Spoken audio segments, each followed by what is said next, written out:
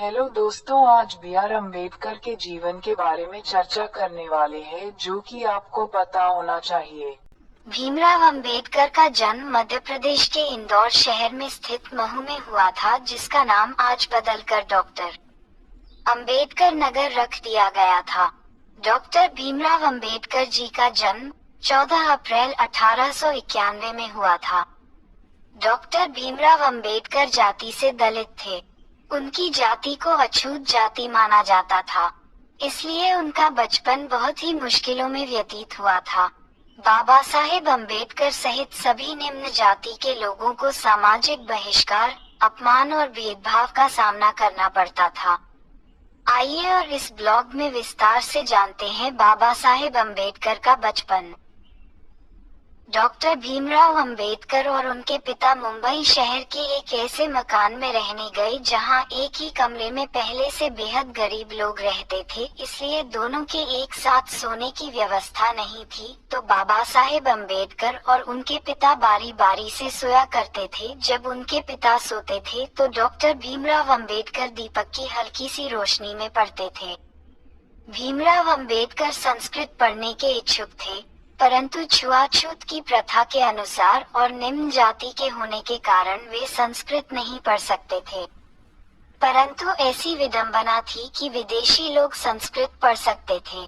भीमराव अंबेडकर जीवनी में अपमानजनक स्थितियों का सामना करते हुए डॉक्टर भीमराव अंबेडकर ने धैर्य और वीरता से अपनी स्कूली शिक्षा प्राप्त की और इसके बाद कॉलेज की पढ़ाई। डॉक्टर भीमराव अंबेडकर ने 1907 में मैट्रिकुलेशन पास करने के बाद एलिफिंस्टन कॉलेज में 1912 में ग्रेजुएट हुए। 1913 और 15 प्राचीन भारत व्यापार पर एक शोध प्रबंध लिखा था। डॉक्टर भीमराव अंबेडकर ने 1915 में कोलंबिया विश्वविद्यालय से अर्थशास्त्र में एमए की शिक्षा ली। 1917 में पीएचडी की उपाधि प्राप्त कर ली। National development for India and analytical study विषय पर उन्होंने शोध किया। 1917 में ही लंदन स्कूल ऑफ इकोनॉमिक्स में उन्होंने दाखिला लिया, लेकिन साधन के अभाव के कारण वह अपनी शिक्षा पूरी नहीं कर पाए। कुछ समय बाद लंदन जाकर लंदन स्कूल ऑफ इकोनॉमिक्स से अधूरी पढ़ाई उन्होंने पूरी की। इसके साथ साथ एमएससी और बार 8 लॉ की डिग्री भी प्राप्त की। अपने युग के सबसे ज्यादा पढ़े लिखे राजनेता और एवं विचारक थे। भीमराव अंबेडकर जीवनी कुल 64 विषयों में मास्टर थे, 9 भाषाओं के जानकार थे, विश्व के सभी धर्मों के रूप में पढ़ाई की थी। कोलंबिया विश्वविद्यालय में छात्र के रूप में अंबेडकर 1915, 1917 में 22 वर्ष की आयु में संयुक्त राज्य अमेरिका चले गए। जून 1915 में उन्होंने अपनी एमए परीक्षा पास की, जिसमें अर्थशास्त्र प्रमुख विषय और समाजशास्त्र, इतिहास, दर्शन शास्त्र और मानव विज्ञान यह अन्य विषय थे। उन्होंने स्नातकोत्तर के लिए प्राचीन भारतीय वाणिज्य विषय पर रिसर्च कार्य प्रस्तुत किया। लंदन स्कूल ऑफ इकोनॉमिक्स के अपने प्रोफेसरों और दोस्तों के साथ अंबेडकर 1916-17 सन 1922 में एक बैरिस्टर के रूप में डॉक्टर शून्य भीमराव अंबेडकर अक्टूबर 1916 में ये लंदन चले गए और वहां उन्होंने ग्रेस इन में बैरिस्टर कोर्स विधि अध्ययन के लिए प्रवेश लिया और साथ ही लंदन स्कूल ऑफ इकोनॉमिक्स में भी प्रवेश लिया, जहां उन्होंने अर्थशास्त्र की डॉक्टरेट थीसिस पर काम करना शुरू किया। भीमराव अंबेडकर जीवनी में महत्वपूर्ण 2 रचनावलियों के नाम नीचे दिए गए हैं। Doctor Baba Saheb Ambedkar writings and speeches, Maharashtra सरकार द्वारा प्रकाशित। साहिब डॉक्टर अंबेडकर संपूर्ण वामे, भारत सरकार द्वारा प्रकाशित। भीमराव अंबेडकर जीवनी में बाबा साहेब समाज सुधारक होने के साथ साथ लेखक भी थे। लेखन में रुचि होने के कारण उन्होंने कई पुस्तकें लिखी। अंबेडकर जी द्वारा लिखित पुस्तकों की लिस्ट नीचे दी गई है। भारत का राष्ट्रीय अंश, भारत में जातियां और उनका मशीनीकरण, भारत में लघु कृषि और उनके उपचार, मूल नायक, ब्रिटिश भारत में साम्राज्यवादी वित्त का विकेंद्रीकरण, रुपए की समस्या, उद्भव और समाधान। ब्रिटिश भारत में प्रांतीय वित्त का अभ्युदय। बहिष्कृत भारत, जनता, जाति विच्छेद, संघ बनाम स्वतंत्रता, पाकिस्तान पर विचार, श्री गांधी एवं अछूतों की विमुक्ति, रानाडे गांधी और जिन्ना शूद्र कौन और कैसे, भगवान बुद्ध और बौद्ध धर्म, महाराष्ट्र भाषाएं प्रांत। भीमराव अंबेडकर के पास 32 डिग्रियों के साथ 9 भाषाओं के सबसे बेहतर जानकार थे। उन्होंने लंदन स्कूल ऑफ इकोनॉमिक्स में मात्र 2 साल 3 महीने में 8 साल की पढ़ाई पूरी की थी। वह लंदन स्कूल ऑफ इकोनॉमिक्स से डॉक्टर ऑल साइंस नामक एक दुर्लभ डॉक्टरेट की डिग्री प्राप्त करने वाले भारत के ही नहीं बल्कि पूरी दुनिया के पहले और एकमात्र व्यक्ति हैं। प्रथम विश्व युद्ध की वजह से उनको भारत वापस लौटना पड़ा। कुछ समय बाद उन्होंने बड़ौदा राज्य के सेना सचिव के रूप में नौकरी प्रारंभ की। बाद में उनको Sydenham college of commerce and economics में राजनीतिक अर्थव्यवस्था के प्रोफेसर के रूप में नौकरी मिल गई। कोल्हापुर के शाहू महाराज की मदद से एक बार फिर वह उच्च शिक्षा के लिए लंदन गए। Doctor B.R. अम्बेडकर ने इतनी असमानताओं का सामना करने के बाद सामाजिक सुधार का मोर्चा उठाया। अम्बेडकर जी ने ऑल इंडिया क्लासेज एसोसिएशन का संगठन किया। सामाजिक सुधार को लेकर वह बहुत प्रयत्नशील थे।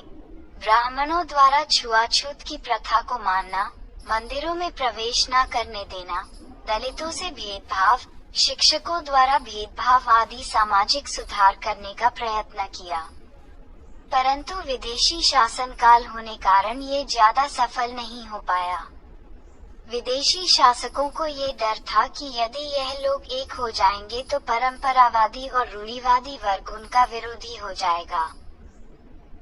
डॉक्टर भीमराव अंबेडकर छुआछूत की पीड़ा को जन्म से ही झेलते आए थे। जाति प्रथा और ऊंच नीच का भेदभाव वह बचपन से ही देखते आए थे और इसके स्वरूप उन्होंने काफी अपमान का सामना किया।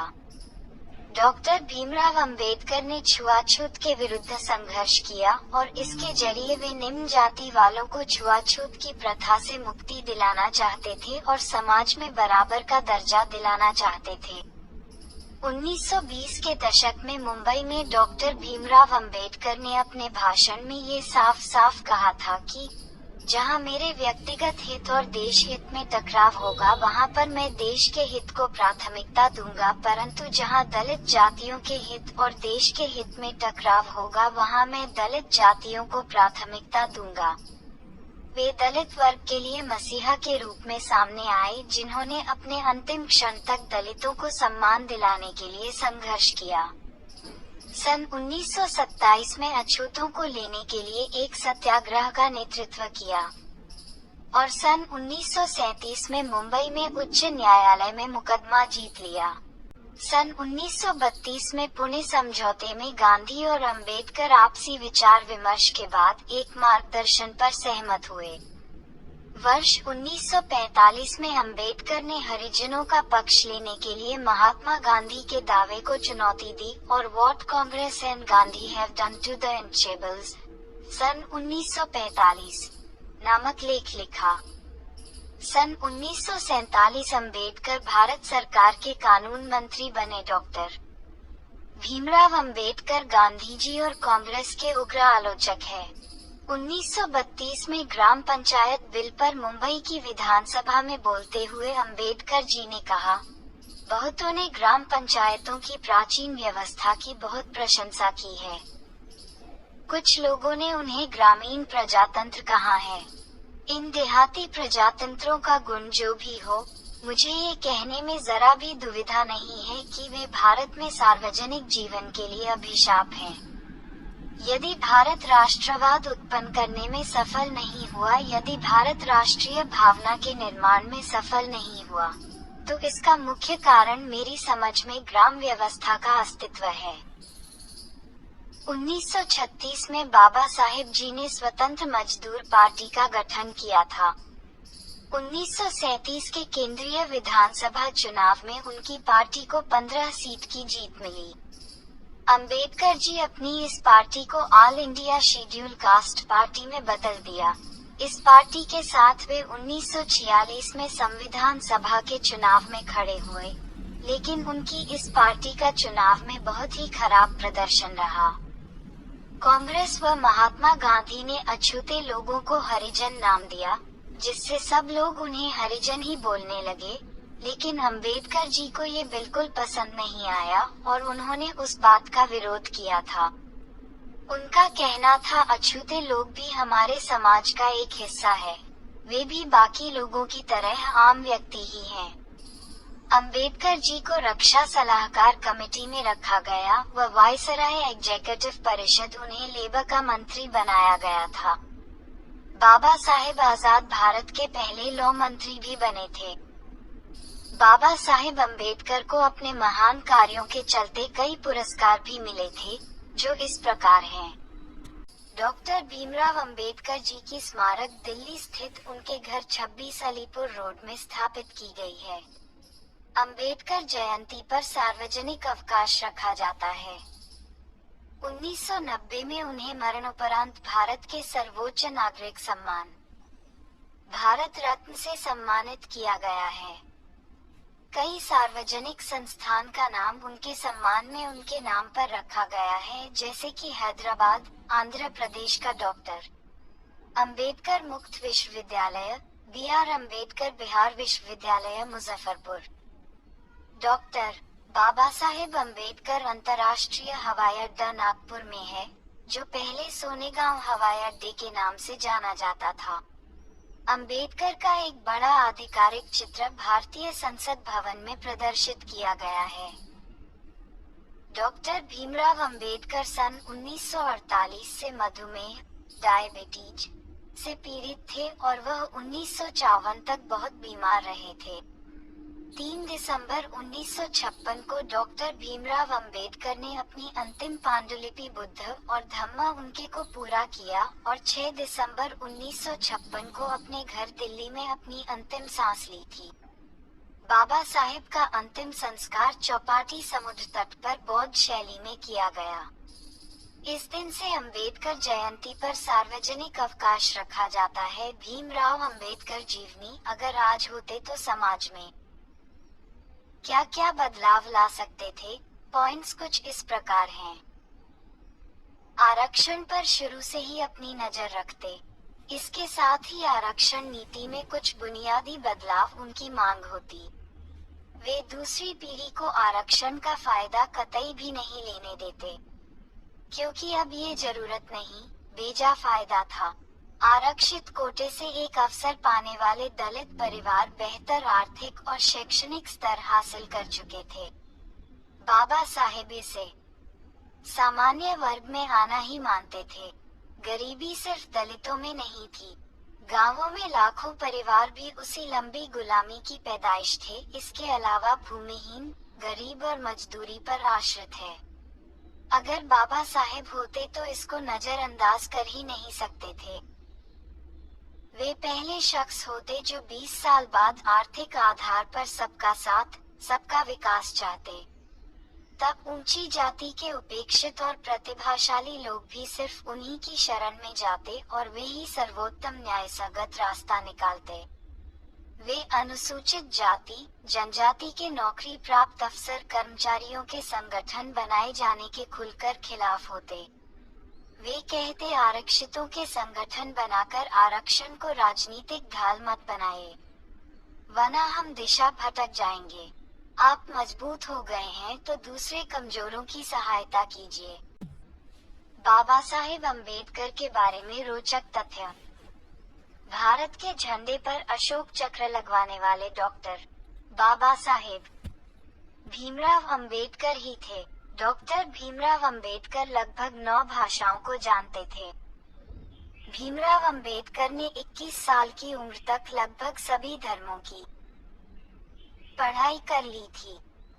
भीमराव अंबेडकर ऐसे पहले इंसान थे जिन्होंने अर्थशास्त्र में PhD विदेश जाकर की थी। भीमराव अंबेडकर के पास लगभग 32 डिग्रियां थी। बाबा साहेब आजाद भारत के पहले कानून मंत्री थे। बाबा साहेब ने 2 बार लोकसभा चुनाव लड़े, लेकिन दोनों बार हार गए थे। भीमराव अंबेडकर हिंदू महार जाति के थे, जिन्हें समाज अछूत मनाता था। भीमराव अंबेडकर कश्मीर में लगी धारा नंबर 370 के खिलाफ थे। बाबा साहेब अंबेडकर के कुछ महान विचार: जो धर्म जन्म से एक को श्रेष्ठ और दूसरे को नीच बताए वह धर्म नहीं, गुलाम बनाए रखने का षड्यंत्र है। वीडियो अच्छी लगी हो तो एक लाइक जरूर करें और हमारे चैनल को सब्सक्राइब करना न भूलें और मिलते हैं अगली वीडियो में। तब तक के लिए धन्यवाद।